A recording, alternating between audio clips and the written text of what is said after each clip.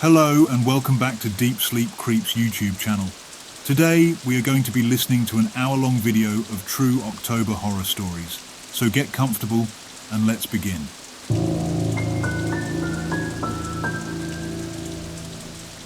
This happened when it was October 2012, I think, and it was while I and a couple of my friends were in middle school. We live in a type of neighbourhood that is far out in the country, but the houses were close enough together where it was walking distance to the other kids' houses. Anyway, we always lived next to a cornfield. If you've ever grown up in Michigan, for the most part, the country portion of the state had a lot of farmhouses and cornfields, so it wasn't uncommon to live next to one. There were also a lot of run-down farmhouses. It was typically normal to live next to a cornfield, that we had tractor day at school, where the high school kids would come to school on their tractor, but I digress.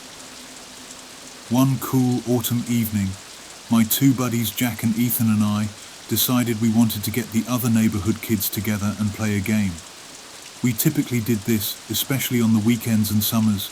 The ages ranged from 12 to 15 years old. There were a total of 6 of us. We got myself, who was 13 at the time, Jack 13, Ethan 14, Lauren who was 12 and our older sister Taylor who was 14.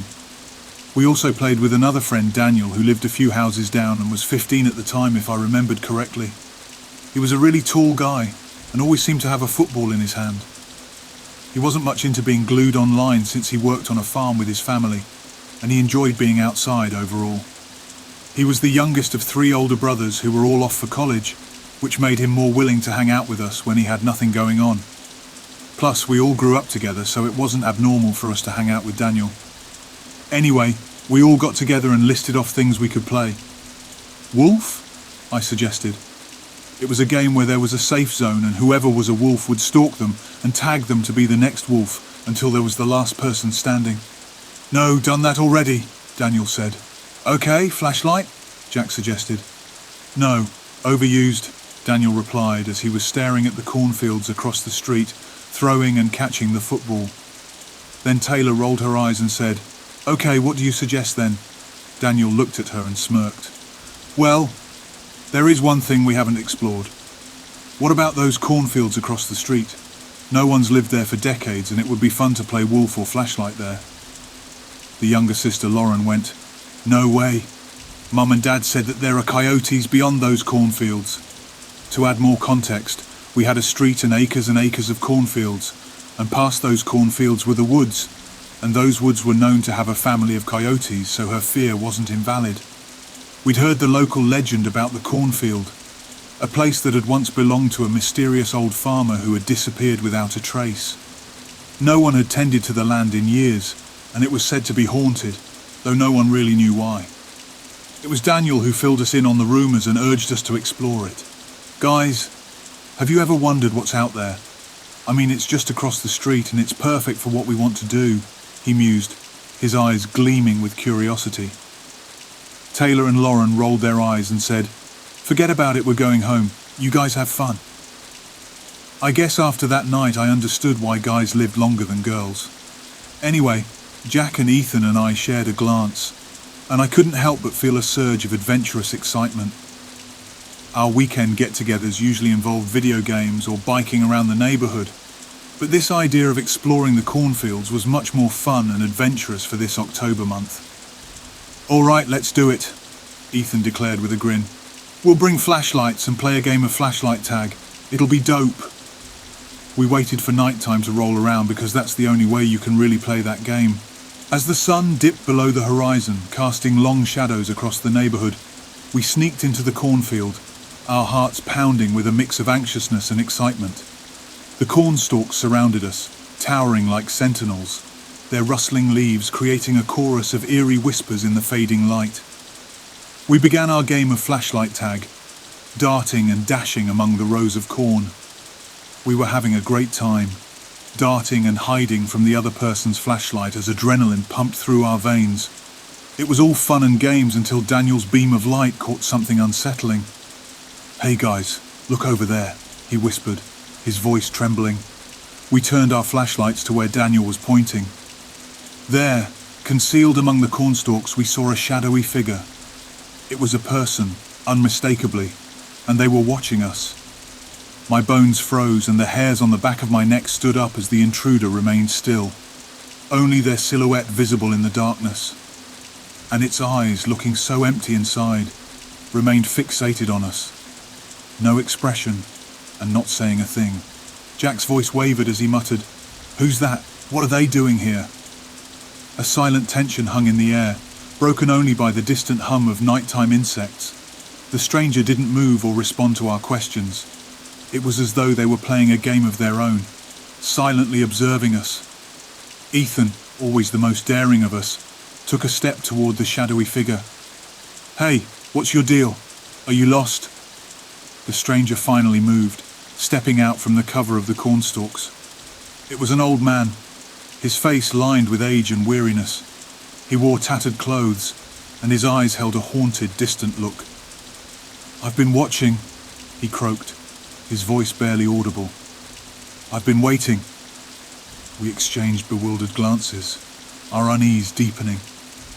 Daniel finally managed to ask, "Waiting for what?" The old man's gaze fixed on us, and a strange, almost sinister smile crept onto his lips. "For you to play," he whispered, sending a shiver down our spines. Before we could react, the old man turned and vanished into the cornfield, leaving us stunned and terrified. We could feel the invisible weight of his presence linger in the air, a heavy, unsettling feeling that made it hard to breathe. It seemed like he wanted to play with us, which we had no intention of doing.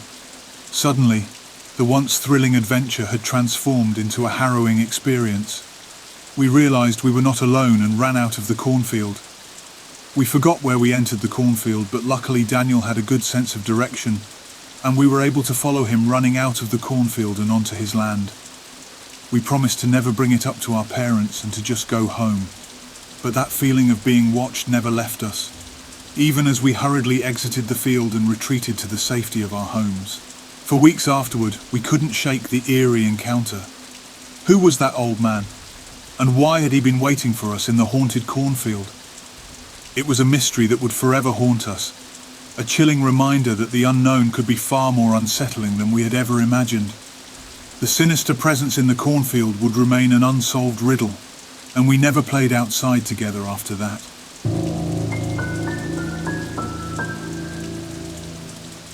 This all went down in 2016, right after my brother moved out of our apartment. I was alone and it was my day off, which doesn't happen often. Now it's important to know that I suffer from pretty bad anxiety. That's important to understanding why everything felt even more terrifying.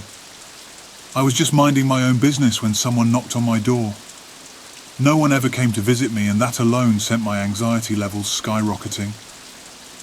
But I answered the door, and it was the lady who lived in one of the basement apartments. She seemed friendly enough, offering me some clothes she said didn't suit her, but were perfect for me as a young woman. It struck me as odd because the only times I'd seen her was when I walked to work, wearing my all-black uniform, black shirt, black pants, black hat. She should not have known my style. Despite my unease, I let her talk because I'm socially awkward and didn't want to be rude to someone I barely knew. She started getting pushy, trying to convince me to go down to her apartment. Now it's worth mentioning that my place was on the second top floor of an old building with no security cameras. What creeped me out even more was when I noticed she had an open notebook in her hands, like she was reading from a script. My gut was telling me something was way off. I kept refusing, but I couldn't bring myself to slam the door in her face. Anxiety wouldn't let me. I lied and told her my girlfriend would be home soon, even though she wasn't going to be back for hours. She left eventually, but the whole situation left me on edge. Later, I heard a loud, heated argument in the back lot behind my apartment. It was her and the maintenance guy who'd been fired already. The whole thing was terrifying, and they were next to his truck with tinted windows and a covered truck bed. My anxiety was in overdrive. I texted my family for some reassurance. I knew I should call the police, but I had terrible phone anxiety and nobody seemed to take me seriously. My town's police weren't known for their quick responses either. The maintenance guy, who had been rehired for some reason, offered to replace my damaged deadbolt. insisting he kept an extra key, even though there was no need for it. The strange pounding on my door continued all night until my girlfriend finally came home. The deadbolt was off-center, and even after it was replaced, it couldn't be fixed. The whole ordeal stopped after a while, and the woman moved out pretty much immediately. I had a bad feeling about the whole situation. Something just didn't seem right. So I had my girlfriend call my landlord and asked why they rehired the maintenance guy, and there was a pause on the other end. The landlord said she never rehired the maintenance guy, and if he comes back to call the police. Instead, we both had enough and decided to move to a safer place, which is a relief. But the memory of that experience still haunts me. Was it my anxiety making me paranoid? Or was something genuinely messed up in those basement apartments? To this day, I'm not entirely sure.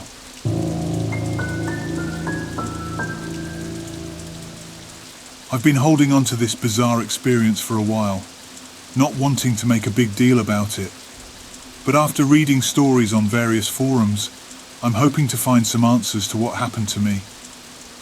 This all took place around April of this year, during a camping trip with a friend, my boyfriend and our 3 dogs in the North Georgia mountains, off an old Forest Service road. My friend's tent was about 30 feet away from ours, and we were right next to a creek.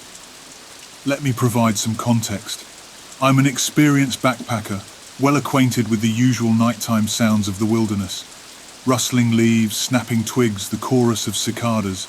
All these are part of my world. I'm not typically spooked by the outdoors, except when it comes to the potential presence of other humans, a concern that often poses a safety risk to solo female travelers. That night, however, was an exception. After we made our meal over the campfire and had a couple of drinks and chatted about life, we went to bed.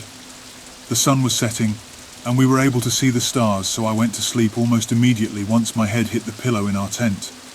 I awoke in the dead of night, seized by an inexplicable, all-encompassing dread. It was a sensation I'd never encountered before. Glancing at my phone, the time was around 3:30 to 4 a.m. My bladder was aching and I faced a decision. Either brave the chilly night and put on my hiking boots to head outside, or endure the discomfort until dawn. Waking up the dogs was not an option, as they'd insist on joining my nocturnal adventure.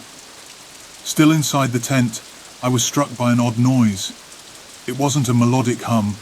Instead, it was a disconcerting, low-pitched drone that seemed to resonate throughout the campsite, the surrounding forest, and even within me. This eerie hum had a unique noise featuring 2 distinct tones. It started with a relatively higher pitch before switching to a lower one, repeating in a ceaseless loop without pause. It wasn't a faint or distant sound. It blanketed the entire wooded expanse. I strained my ears but couldn't discern it as an animal, a person, or any machine I'd ever heard. If this was an odd cricket, as an example, the noise would have paused and wouldn't go on a never-ending loop. My pressing need for a bathroom trip left me with no choice. I hastily and quietly slipped on my hiking boots and hushed my dogs, instructing them to stay put. My boyfriend, oblivious, remained fast asleep. I unzipped the tent, emerging into a world blanketed by an eerie, dense fog. It was as though the fog resided within my vision, rather than in the air itself. My sight was enveloped in obscurity, leaving me virtually blind to my surroundings. Meanwhile, the 2-tone humming escalated to a deafening level. I ventured about 5 feet from the tent, taking care of my urgent business, but I was in no hurry to explore further. The strange fog and relentless humming kept me firmly tethered to my campsite. I hurriedly retreated to the safety of the tent, burying myself within my sleeping bag. A sweatshirt over my head helped muffle the mysterious sound. The dogs, on edge, raised their heads and growled a few times, although this wasn't entirely out of the ordinary during our camping trips.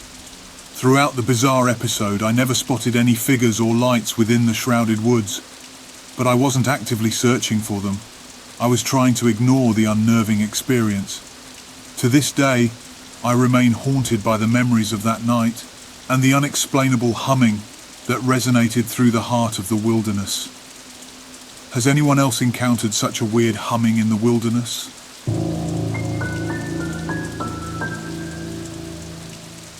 A couple of years ago, I was a 20-year-old woman and went to a local university. Eager to explore my niche interests, I decided to join a project group that met on Tuesday evenings. I remember being excited to dive into this new interest. During my first meeting with the group, I had a great time and met some wonderful people. There was one guy who caught my attention, however. He didn't say much, but kept sneaking glances in my direction while we worked on our project. I didn't think much of it, and attributed his silence to shyness and brushed it off as no more than social awkwardness. I continued to engage with him as I did with the others, assuming he was just one of the diverse personalities one might encounter at a university. Even though I went out of my way to try and be friendly to him, he still would not speak or say anything to me. He instead would just stare at me with a blank expression. Again, I just brushed it off. As the meeting ended, I said my goodbyes to the group, looking forward to our next gathering. I also said goodbye to the quiet guy who stood nearby. Feeling optimistic about our project, I turned to leave the building and head home. As I walked away from the group, I noticed that the same guy had separated from the others and was walking closely behind me. In an effort to be friendly and put my unease to rest, I mentioned, "Oh, I'll be heading down that road. So, I'll say goodbye now and see you next time." Despite my attempt to engage him, he remained silent and continued to creepily walk behind me.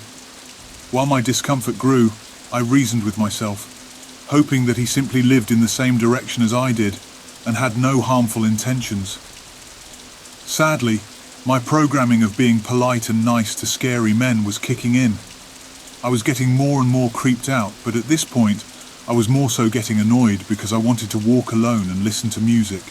Anyway, after saying nothing and still being quiet, he now walked right next to me without saying anything. I didn't know what to say or do, so I just stayed silent because I tried talking and being friendly with him before, and that got me nowhere. We were both headed towards a common student area. I decided to keep walking until we reached a hardware store not far from my home.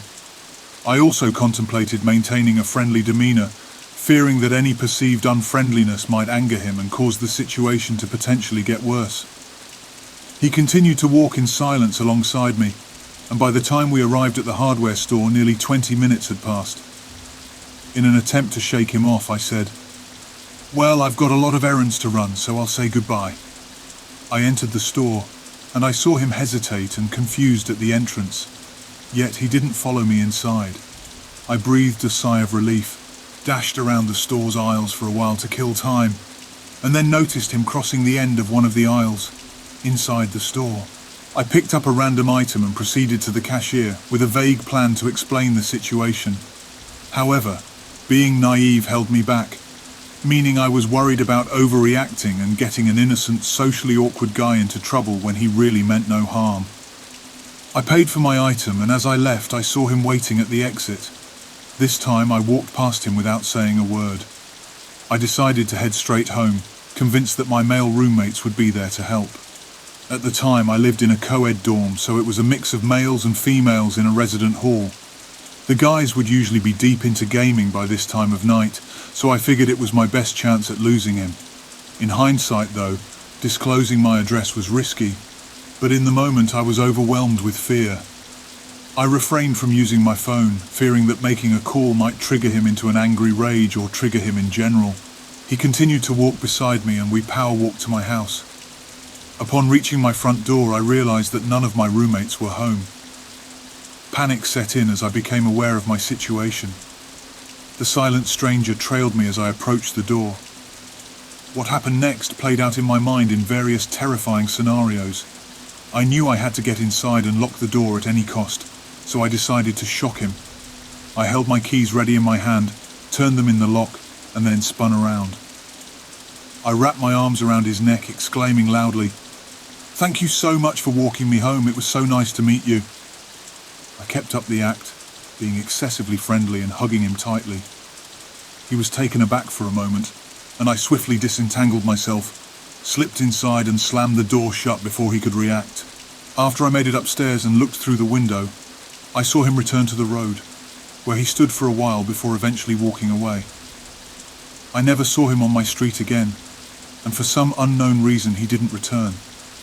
I couldn't understand his intentions, but the entire encounter was incredibly bizarre.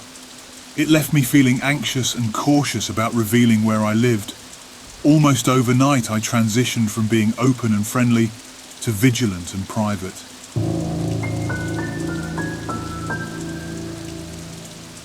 I've always been really creeped out by this experience, and I've thought a long time about posting it. But it wasn't until I told one of my friends this story that they pointed out this might be a Men in Black type of story. That's when I decided I should share this experience. It was my middle brother's 9th birthday party, so this was 2004, and the woods I grew up in was my backyard. It was a creek park, which is also where the Blair Witch Project supposedly took place. My brother's birthday party was a pirate theme party, and my mum had given us chocolate coins for treasure.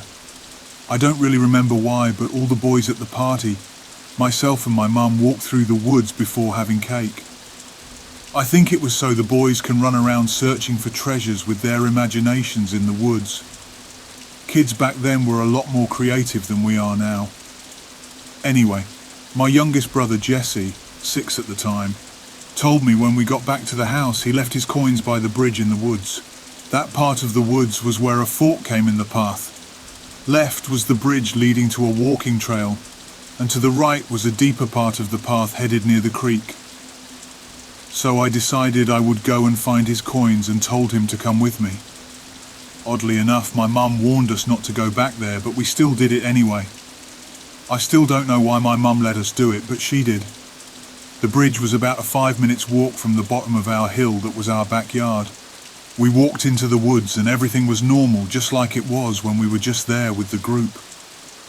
We finally made it to the bridge, and I found Jesse's coins right away.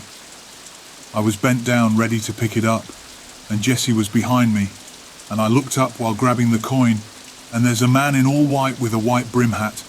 I thought it was a cowboy hat, and then a man behind him wearing all white too, but no hat. They appeared out of nowhere, and I started backing up right away when I saw the first man, because I felt pure fear.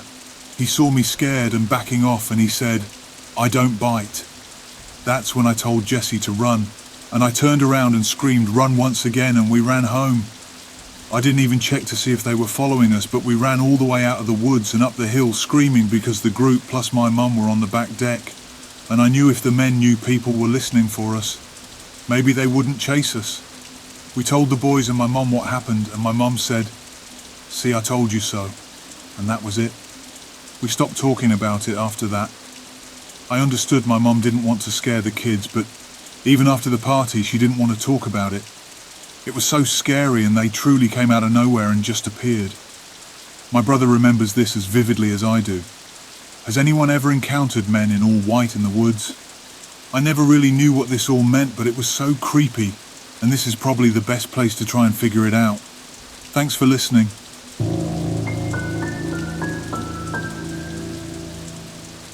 I have a disturbing story that I still cannot figure out to this day what I witnessed, and I wanted to share my personal experience.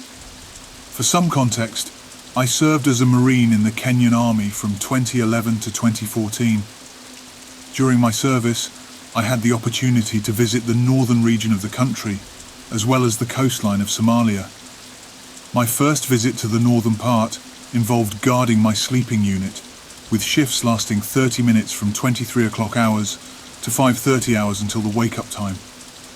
During one such night, while I was on a short break, the walkie-talkie I'd started making a strange noise. I raised my head from what I was doing and noticed a bizarre figure just 2 to 3 paces away. The creature was staring straight at me, with shiny eyes reminiscent of a predator or nocturnal animal, and its skin had an odd latex-like appearance, almost like a nylon bag. In my state of alarm, I instinctively reached for my firearm, but when I looked back up, the strange figure had vanished. I immediately informed the unit over the walkie-talkie, and we initiated a massive search operation, but it yielded no results. Instead, my fellow soldiers teased me, and in a rather harsh manner, made light of the incident. I began to question my sanity, but chose to keep the experience to myself. 2 months later, I was assigned to a ship along the coastline of Somalia, tasked with monitoring for potential pirate raids from a tower. I was alone, perched 3 meters above, intently scanning the area for any signs of activity. Then, to my astonishment, I felt a strange touch on my neck. When I turned around, that same peculiar figure was staring at me with those unsettling predator-like eyes. He extended his hand, as though offering me something, and trembling with fear, I opened my palm. His hand felt like a rubbery material, similar to a condom, but without the lubrication. He left a golden necklace in my hand.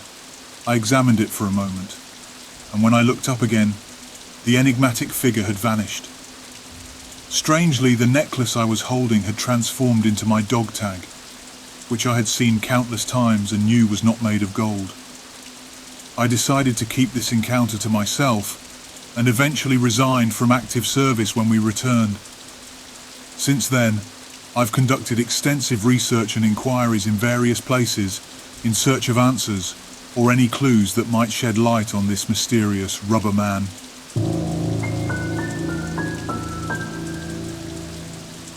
I can vouch for the fact that this story is entirely true, even though most people I've shared it with in real life find it hard to believe. Back when I was just a little kid, my parents would allow me to stay up late on the weekends to watch TV until I eventually drifted off to sleep.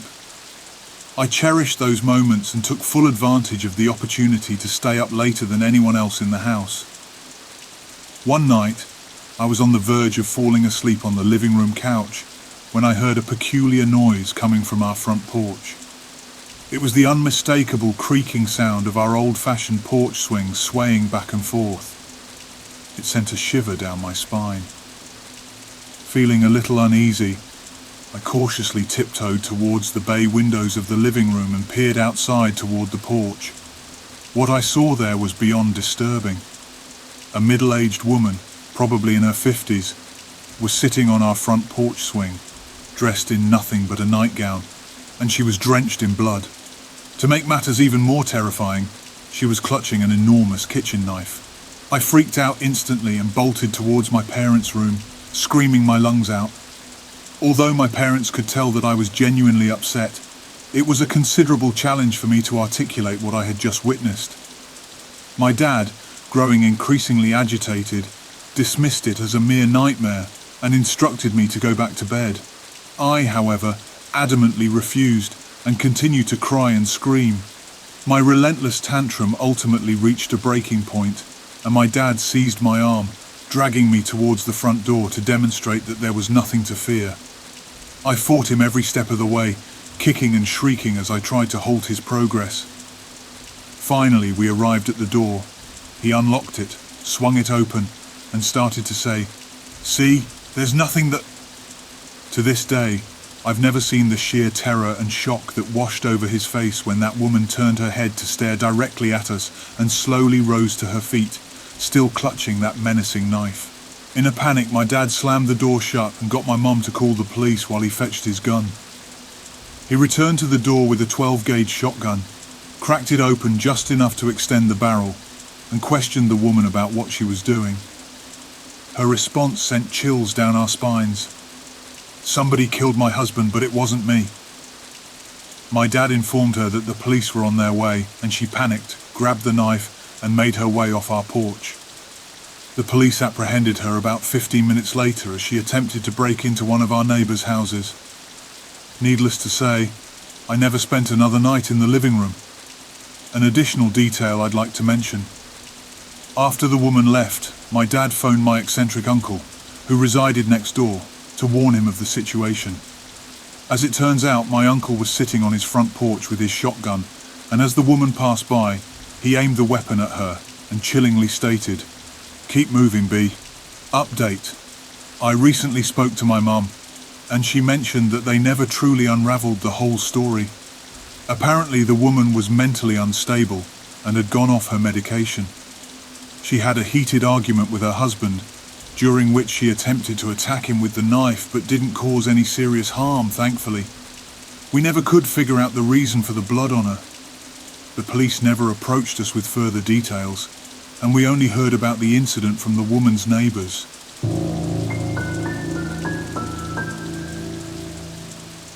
It was the crisp autumn evening when my friends, Sarah, Mike and I, decided to venture into the local town's corn maze.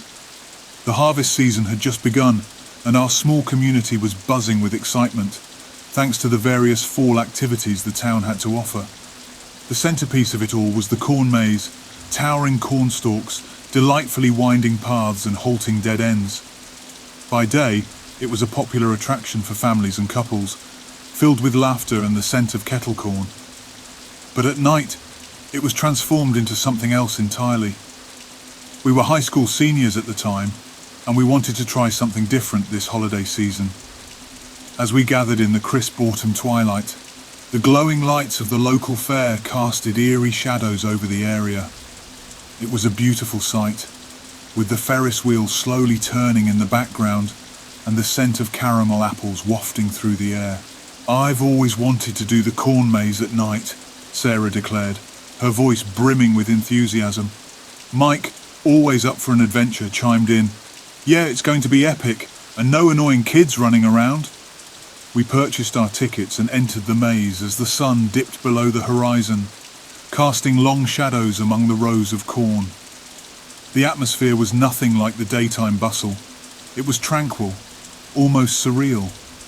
The maze was eerily quiet, the only sounds being the occasional rustling of the leaves and the soft crunch of our footsteps. The maze was a complex network of twists and turns, and even with the map we were provided, it was easy to get disoriented. We navigated through its winding paths, feeling the hair-raising thrill of the unknown lurking in the dark corners. We laughed and joked as we ventured deeper into the maze, our flashlights providing the only source of sight. As we delved further into the maze, the night seemed to get darker, the cornstalks blocking out the moonlight and the surrounding world. It was as if we had entered a realm entirely separate from reality. Our adventure continued with games of hide-and-seek and tag. The sheer size of the maze combined with the quiet darkness was disorienting, but was a lot of fun, especially since we had the cornfield to ourselves, so we thought. But instead of feeling a sense of unease, we were excited by our isolation. Our laughter echoed through the rows of corn as we played our games. But as the minutes turned to hours, a sense of unease began to creep in. It was a subtle shift in the atmosphere, a feeling that we were no longer alone. We paused our game of hide-and-seek, the flashlights illuminating our anxious expressions. Mike, his voice hushed, said, "Did you guys hear that? I thought I heard footsteps." We strained our ears, listening intently. The night was eerily silent and our hearts raced. Then we heard it, a soft shuffling sound like footsteps in the cornstalks. Sarah whispered, "Maybe it's one of the workers trying to get us out. I thought we were the only ones here." The sense of being watched weighed on us as we slowly turned off our flashlights and listened intently. The shuffling sounds grew closer and an icy fear took hold. As our eyes adjusted to the darkness, we saw fleeting glimpses of movement among the cornstalks. Shadows seemed to glide in and out of our peripheral vision, and whispers brushed against our ears, too faint to make out. Panic set in as we fumbled for our flashlights, the beams of light revealing nothing but the stalk of corn. Mike's voice quivered as he called out, "Who's there? Show yourself!" But there was no response, only the unsettling sense of being surrounded by an unseen presence. We backed away slowly, our flashlights trembling in our hands as we were looking around searching for someone, anyone. Then, in the pale glow of our flashlights, we caught sight of something unsettling. A doll made of straw and twine, its eyes wide and soulless, hanging from a nearby cornstalk. I froze in my steps after seeing that.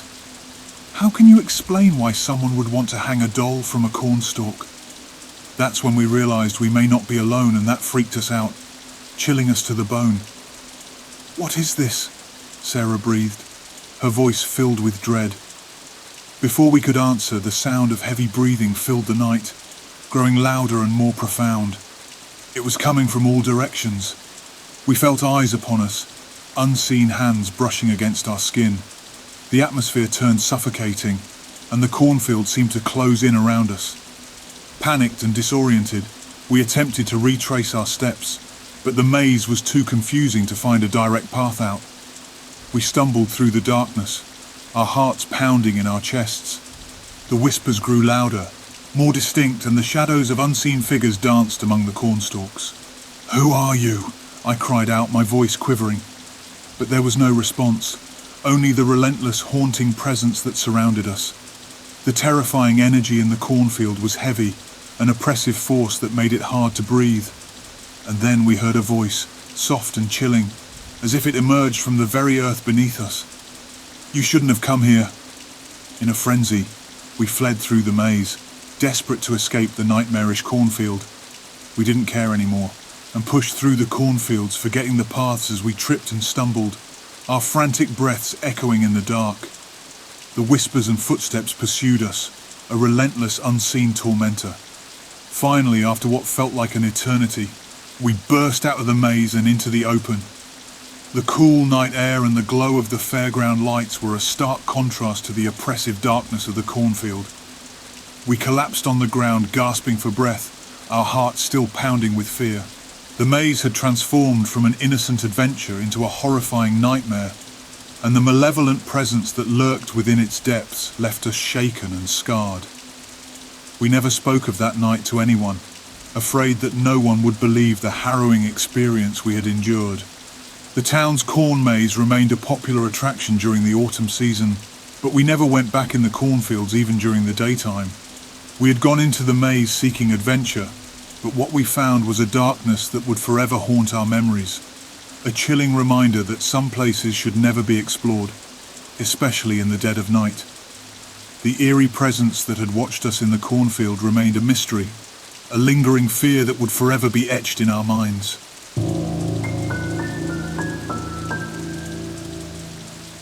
It was a chilly autumn evening, and my friends John, Lisa and I were determined to experience the thrill of exploring our local corn maze. But this time it was not just about the complex paths and spooky atmosphere. This year, our curiosity was piqued by rumours of strange occurrences in the maze, stories that sent shivers down our spines and made the idea of a nighttime visit all the more tempting. We were high school seniors with a taste for the exploration, always on the lookout for the next thrilling adventure. The maze had always been a fall tradition in our town, but it had taken on a new level of notoriety in recent years. Whispers of shadowy figures, unsettling encounters, and inexplicable phenomena had begun to circulate, and they were too exciting to resist. The cool autumn air greeted us as we approached the maze's entrance, illuminated by the warm glow of the lanterns and the soft buzz of voices in the background. The fairgrounds were alive with the mirth of families, and the scent of cotton candy and caramel apples filled the air. It was a perfect, wholesome scene, but we knew that the real adventure lay within the corn maze. Lisa suggested we visit the maze during the day to get a lay of the land, but John and I were determined to embrace the thrill of the unknown, convinced that the supernatural events only unfolded in the dead of night in the moonlight.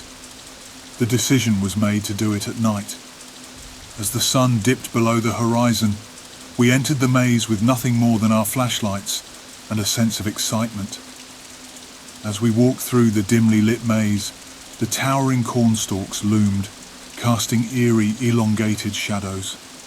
The familiar paths were transformed into a disorienting network as darkness closed in, and the sense of anticipation grew with each twist and turn. We heard faint laughter and chatter in the distance, where families enjoyed the maze during the day. But the deeper we ventured, the more solitary and eerie it became. The maze was a vast network of winding passages and dead ends, and the map provided to us was more of a puzzle than a helpful guide. It was easy to lose track of time as we navigated the disorienting maze. We stumbled upon patches of moonlight that broke through the thick canopy of corn, creating a stark contrast of light and darkness. It was during one such moment, as we were deciding on our next path, that we first saw him, a tall, slender man standing in the middle of the maze, his silhouette distorted by the shifting shadows. He didn't move or acknowledge our presence. It was as if he had materialized out of thin air. John, always the most fearless of us, cautiously approached the man, his flashlight trained on him. "Hey buddy, what's up?" The man remained silent, and as our lights fell upon his face, it became apparent that something about him was really wrong. His eyes were vacant, devoid of emotion or recognition, and his expression was eerily tranquil. We exchanged uneasy glances, and Lisa whispered, "We should go, this guy is weird." Reluctantly, we left the man behind and slowly backed away to continue our adventure deeper into the maze, but our encounter had left an unsettling feeling. The atmosphere seemed to thicken, and the sensation of being watched by unseen eyes became overwhelming. As we navigated the network of passages, our unease deepened, and the encounter with the man remained a haunting presence in our minds. We had ventured far from the entrance, and the darkness was all-encompassing. The maze seemed to close in around us, and we heard whispers that were impossible to discern, like the faint rustling of leaves in the wind.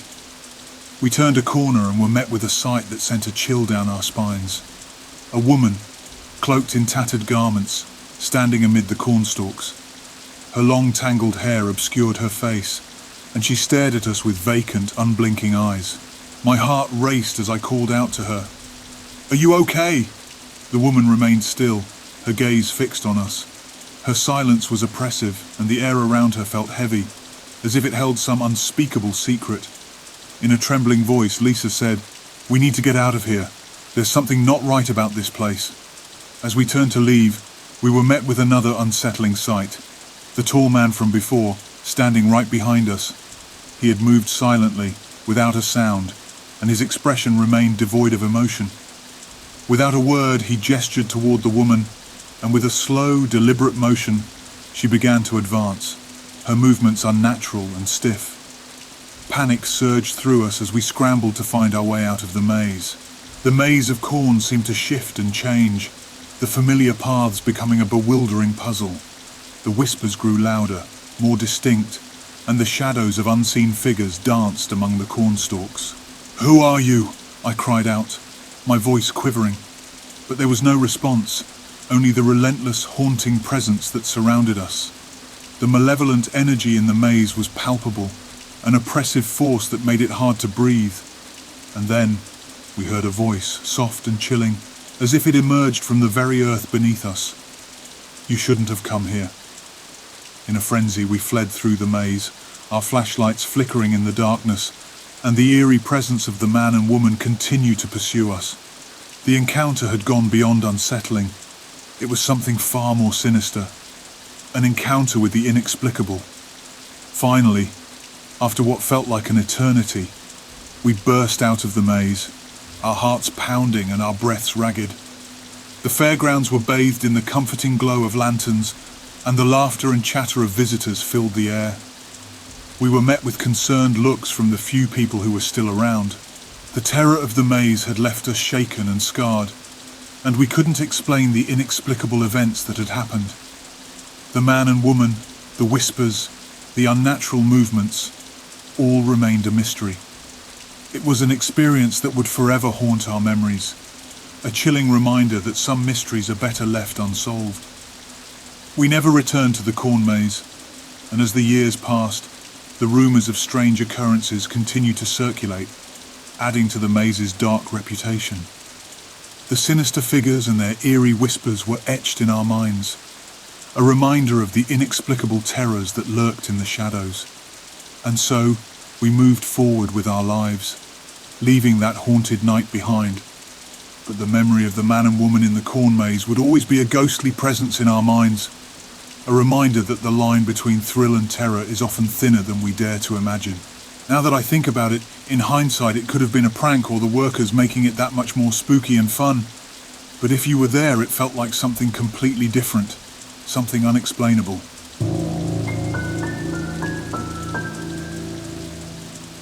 It was a crisp, sunlit autumn day, and my family, my mum, my dad, my younger brother Timmy and I, set out for our annual pumpkin and apple picking adventure.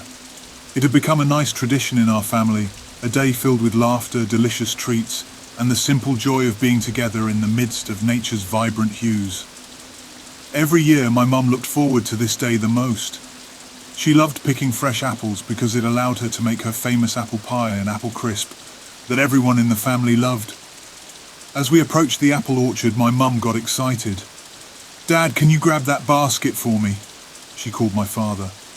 He grinned and fetched a large wicker basket from the trunk of our car, and my mum clutched it ready to fill it with apples. Timmy, my 10-year-old brother, and I eagerly followed, grabbing smaller baskets. The apple orchard was a sea of green and red, and the crisp fall air was filled with the intoxicating scent of ripe fruit. The day held the promise of adventure, but little did we know that it would soon take a disturbing turn. As we strolled among the rows of apple trees, plucking the juiciest, most vibrant apples we could find, the atmosphere was light-hearted. Timmy and I laughed, challenging each other to reach the highest branches or find the biggest apples. My dad, an enthusiastic partner in the quest for perfect apples, teased my mum, saying, "Are you sure you have enough there, hun? We wouldn't want to run out." But our playful banter was soon interrupted by a stranger who had been lurking at the edge of the orchard. He was dishevelled, with wild eyes that darted nervously, and his ragged clothes made him look out of place in the idyllic setting. At first, we tried to dismiss him as someone who might be lost or in need of help, but as he approached, it became evident that he was not there for apples. He was there for something else, and his unsettling focus on Timmy raised the hairs on the back of my neck. My parents exchanged uneasy glances as the man continued to advance toward us, his gaze fixed on Timmy. He was dishevelled and seemed agitated, and despite our attempts to be polite, he persisted in asking probing questions about my brother. Timmy, extremely uncomfortable, clung to my mum while the man was fixated on him. She too began to grow increasingly uneasy. She gestured toward the basket of apples, trying to steer the conversation in another direction. "We're just here to pick apples with our family. You can leave now," she told him. But he didn't seem to pay attention to my mum or what we were doing, his questions growing more intrusive and personal. He wanted to know Timmy's age, his school, and even the names of his friends.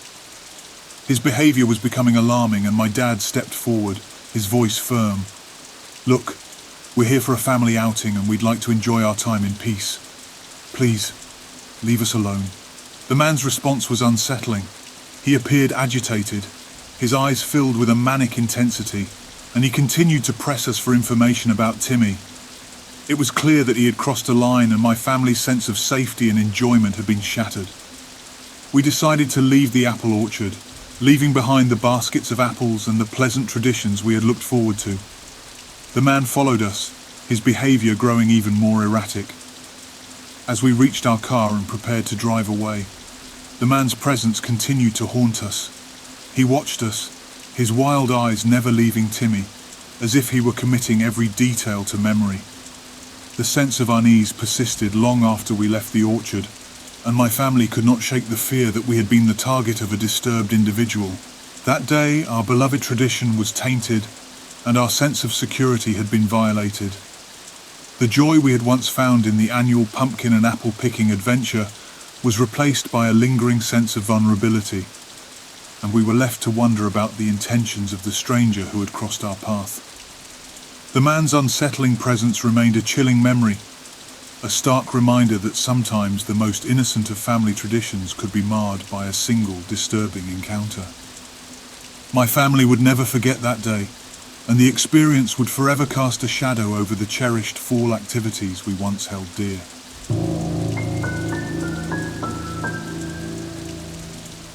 The crisp autumn air bit at my cheeks as I stepped into the fall festival, the scent of apple cider and kettle corn mingling in the breeze.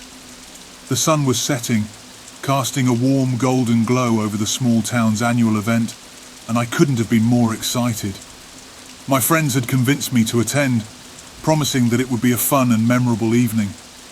I was greeted by the cheerful tunes of a live band, laughter from children darting through corn mazes, and the bright glow of jack-o'-lanterns lining the cobblestone pathways. At first it felt like the perfect way to kick off the Halloween season. As the night went on, I meandered through the festival, sampling an array of treats and joining in games of ring toss and pumpkin carving. But that's when I first noticed it, a strange sensation that someone was watching me. I brushed it off as paranoia at first, but the feeling persisted.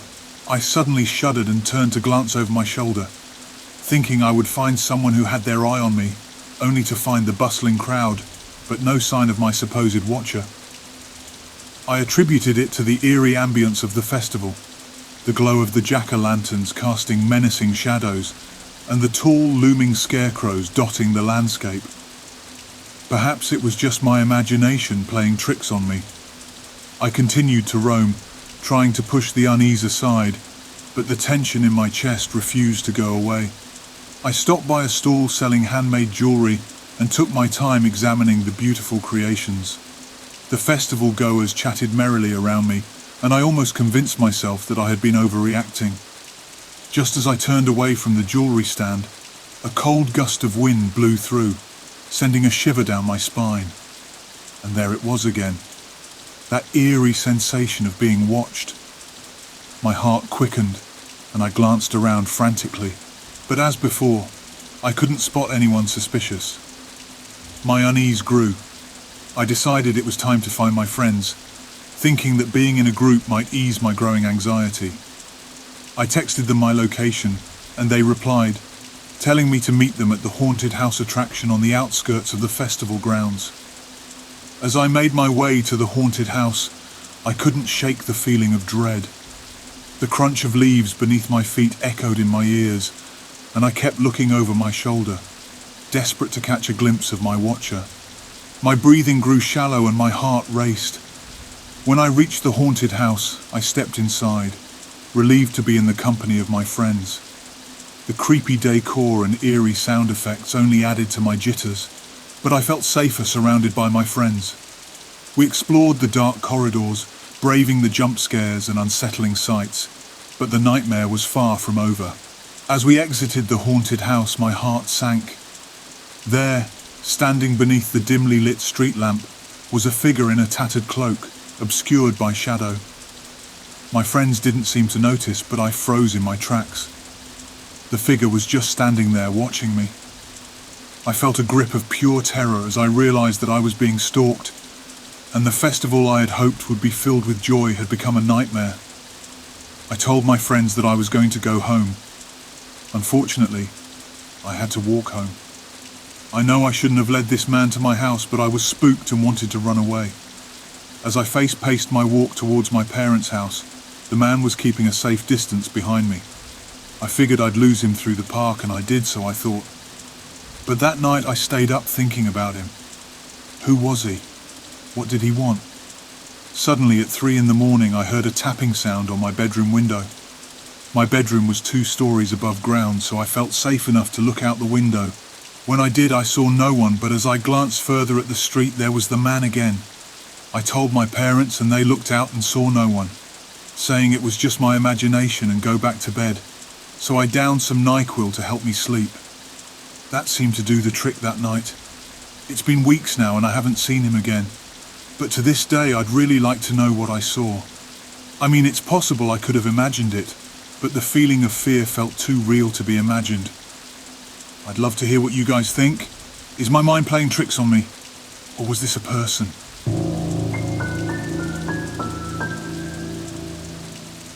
I don't like to talk about this much because to this day it still spooks me out. I wish I remembered more of my childhood, but the worst parts were just a blur, and I think it was for good reason. What is most vivid in my memory is the intense fear I felt living in that building. I recently remembered these memories as I was chatting with my mum the summer before I moved away to college. It was 2007, and I remember moving into that 3-story apartment complex with my mum.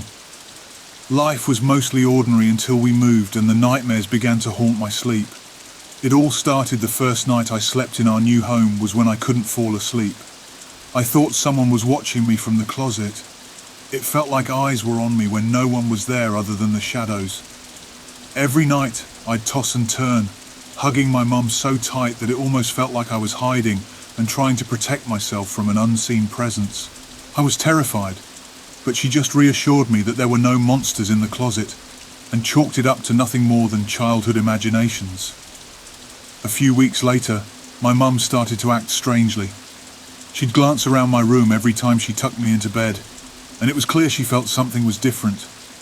She looked like she believed someone was constantly looming, ready to reach out and grab her. She even heard this creepy, snarling laughter that made her freeze in a panic. I had my suspicions too, but I never mentioned it to her. I didn't want her to be scared. Then came that one night I'll never forget. I woke up in a panic, my scream piercing the silence as I laid in my bed, frozen at what I saw. I saw something with 1,000 sharp teeth going in a shape of a circle, and it froze my bones in place. I couldn't move. All I could do was just scream. The creature disappeared once my mum entered my room and rushed to my side and held me. I finally snapped out of it and the figure was gone. All I could feel and hear was my heart pounding heavily in my chest. It was a nightmare come to life. She didn't tell me then, but she did tell me recently that the night I screamed she saw a figure diffuse into a black smoke before she held me. For the next few weeks I couldn't sleep alone. My mum let me stay in her room, hoping it would keep that menacing presence away. It seemed to be obsessed with us, wanting to terrify us, to drive us out of this place. One day my mum had her friend over. I was helping her with chores as I froze and noticed the basement door slowly opening as she chatted to my Uncle Jim, is what I called him. Then once the door slammed shut, Uncle Jim suddenly started choking, as if someone were behind him. Luckily Uncle Jim was able to escape and he ran out of our house really fast, not knowing what else to do. He did text my mum and explained what happened and said he was never going back there again. That if we wanted to chat with him, either we come to his house with his wife and kids or to a local coffee shop. It was apparent that the entity didn't like it when my mom had guests. I could feel its anger build up before Uncle Jim started choking. One night, my mom's other friend Katie came over and we chatted in the living room. They'd mostly talk about adult stuff while I was on my Nintendo. Katie asked if there were any snacks and my mum said there should be some in the fridge. As she came back from the fridge, she was wide-eyed, trembling, and told us about a towering shadow, 7 feet tall, and how the air felt hot and oppressive and menacing. I don't know what it was, but something told us to hurry to my room. Once we dashed to my room, what we saw there chilled us to the bone. The closet doors were covered in grotesque holes that looked like eyes, and something was staring back at us. My mom was scared and she called our cousin Chris, who was a psychic medium. He promised to investigate the next morning, but would like to spend the night first to see if he can sense something. I woke up to what sounded like a knock. It wasn't your average knock though. It was more of a thumb, but a rhythmic thumb with creaking that followed. I looked at my closet and saw nothing, which I thought was strange. I decided to slowly leave my room and walk down the staircase, and when I glanced downstairs I saw the figure and Chris. I watched as Chris entered the basement, bravely following the entity, and I was holding my breath as he descended into the staircase. Chris followed it into the basement, determined to protect us. Then I heard Chris screaming from that basement so loud that it woke up my mum. She ran down the stairs and saw Chris. When he returned, he was pale and trembling, his voice shaking. "You need a priest or to leave," he warned. "It wants you gone and it won't stop." My mom knew she had to do something drastic. She called the landlord and gave 2 months' notice. We were done and we moved out, leaving behind that apartment. To this day, when I asked my mom what Chris saw, she tells me she doesn't know. That whatever it was, Chris will not and probably will never talk about it for as long as he lives.